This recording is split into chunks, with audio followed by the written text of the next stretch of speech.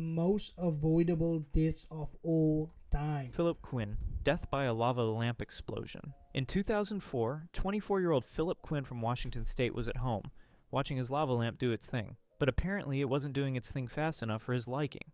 Instead of waiting patiently, Quinn had... Why is that lava lamp designed in that type of way? I'm not gonna say you have your own brain, your own mind. Why does the lava lamp look so familiar to something? If you know what I mean. Now one day he died from this lava lamp because look how it looks. Had an idea that no scientist would ever approve of. He put the lava lamp directly on the stove to speed up the process. Physics had other plans. As the liquid inside overheated, the pressure built up until the lamp violently exploded. A glass shard shot across the room with enough force to pierce his chest, striking him in the heart. Quinn collapsed and died almost instantly. When police arrived, they found the shattered remains of the lamp, and presumably a cautionary tale about why household items come with warning labels. For the record, lava lamps already have a safety warning that explicitly states, "Do not heat this on a stove." A piece of advice that, if followed, probably would... Why does it specifically say that you shouldn't heat it on the stove, bruh? So they know people be trying to do this. It just shows people are not patient with it, bruh. You can't put your lava lamp on the stove, even though it looks like, if you know what I mean. Would have saved his life. David Grunman, death by cactus revenge. On February 4th, 1982, 27-year-old David Grunman was out in the Arizona desert, armed with a shotgun and a questionable sense of judgment. He and his roommate had gone shooting, but instead of aiming at targets, David decided to take on Mother Nature herself by blasting away at a massive saguaro cacti. At first, things went as expected. He fired at a small cactus, watching it collapse in defeat. Encouraged by his success, he set his sights on a much larger 26-foot saguaro and unloaded his shotgun into it. And that's when karma struck back. A massive 4-foot arm of the cactus broke off and fell directly on top of him. The weight of the spiny limb crushed him instantly, ending his cactus shooting career permanently. David was declared dead at the scene. Locals call it cactus karma, a brutal reminder that desert plants have survived for thousands of years, and they don't take kindly to being shot at. This could have been avoided if David had just picked a different hobby. Wait, is cactuses that big that it can fall on you? I always saw in the movies that it's so small. I didn't know it was that big. But I guess you don't mess with the cactus then? Maybe fishing, or literally anything that doesn't involve shooting at 500-pound plants. Hans Steininger. Death by beard entanglement. Hans Steininger was a well-respected mayor in 16th century Austria, known for his wisdom, leadership, and an absolutely massive beard. At 4.5 feet long, it was less of a facial feature and more of an accessory, one that he usually rolled up and tucked into his pocket like a Renaissance-era fashion statement. But one day, during a sudden fire in town, Steininger forgot to tuck in his beard before running to help. As he hurried down a flight of stairs, he stepped on it, tripped, and fell headfirst, breaking his neck. Yes, this man was literally taken down by his own beard. If there's any lesson to take from this, it's that at a certain length a beard stops being stylish and starts... That's an indication, bro. Whatever is growing, you have to cut it off. But how can you be that dumb? At least, like, you see, almost I was one of these videos right now, bruh. I could have avoided this. I'm not even here now. Being a tripwire. Elena Struthers Gardner, impaled by metal straw. Reusable straws are supposed to save the environment, but this one didn't even save a single person. In November 2019, in Broadstone, England, 60-year-old Lena Struthers Gardner, a retired jockey with mobility issues, was at home sipping from a mason jar with a built-in stainless steel straw. But as she walked through the kitchen, she suddenly lost her footing and fell. The metal straw, held firmly in place by the lid, did not budge. Instead, it impaled her left eye, driving straight into her brain. Her wife, Mandy, rushed in after hearing the sound of her collapse, only to find Lena making strange, gurgling noises. Emergency responders rushed her to the hospital, but the injury was too severe, and she passed away the next day. Doctors later noted that if the straw hadn't been held rigidly in place by the lid, it might have moved or bent upon impact. But because it was locked in, it turned into a miniature javelin waiting for an unfortunate victim. This tragedy sparked safety discussions around metal straws, because as it turns out, sharp, movable metal spikes near your face can in fact be dangerous. Who could have seen that coming? You see, this channel is now becoming like that Please believe it or not, or is it that 1,000? Is it 1,000 ways to die? This is basically this guy telling us all the 1,000 ways to die. This is crazy, but how can you die because of a straw? You must be one thirsty mother. Jennifer Strange, overdosing on water. On January 12th, Hold up, wait a minute. So, you can overdose on water, and people are telling you to always drink water, bruh. So they want you to OD on water.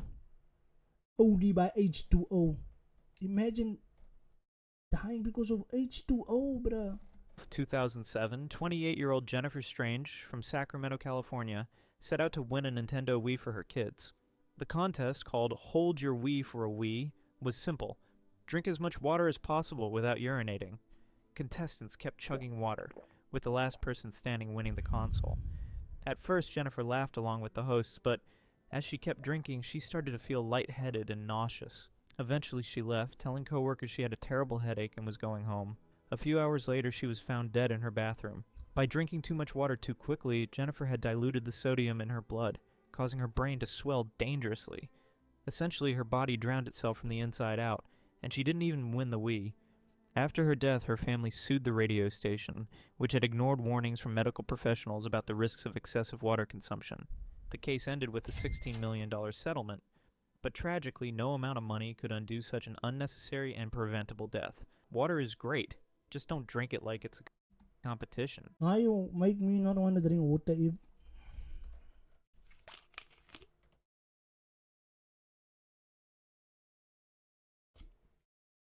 This is water, by the way. I just threw it in this bottle.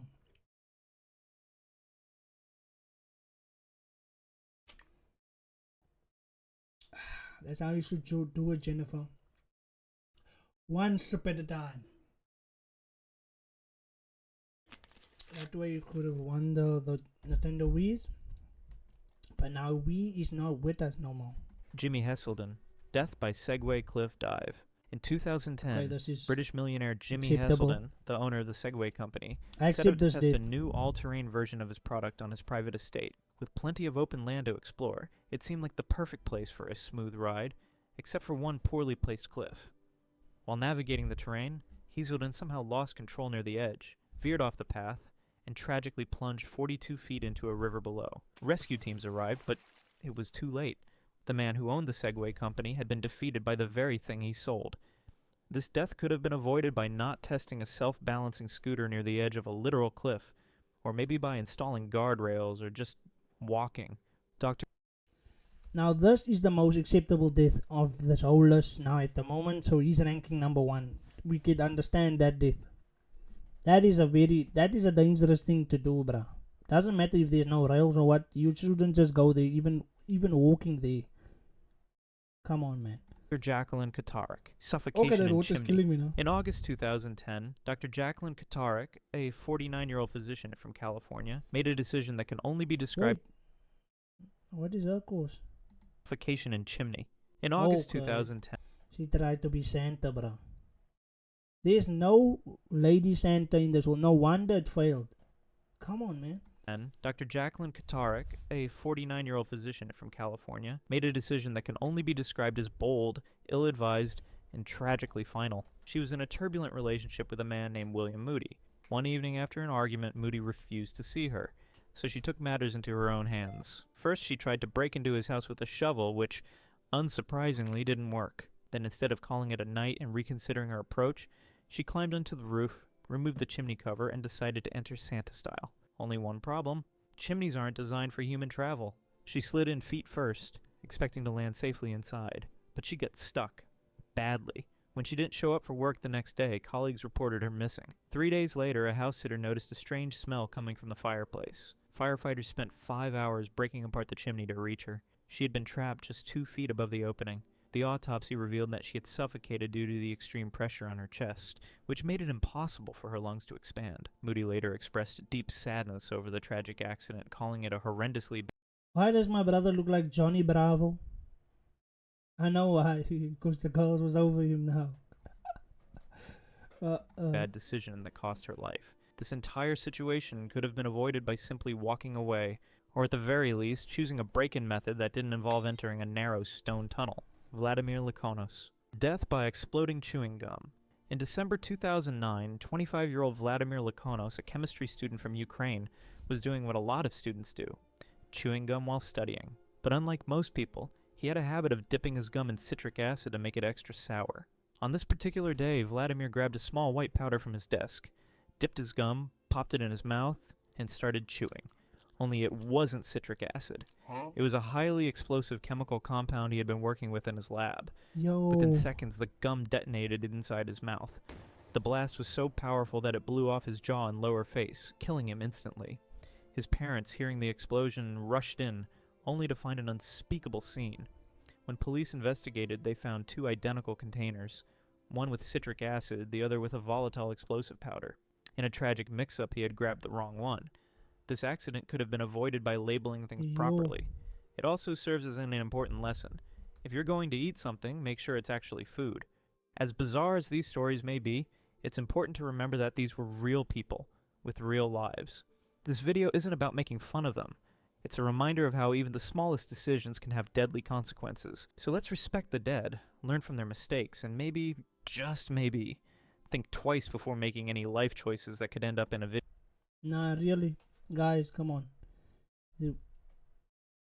There's no we don't joke about death no matter how your life ends, bruh. But that's all just the avoidable ones that happened. So let's not make jokes about that. But that's basically how it all ended for them, unfortunately. But I see you guys on the next one. Follow my Twitch. We will do more videos like this there. Every Saturdays, I'm trying every Saturdays and Fridays. Friday night, Saturday night, maybe. We'll see there as this channel grows.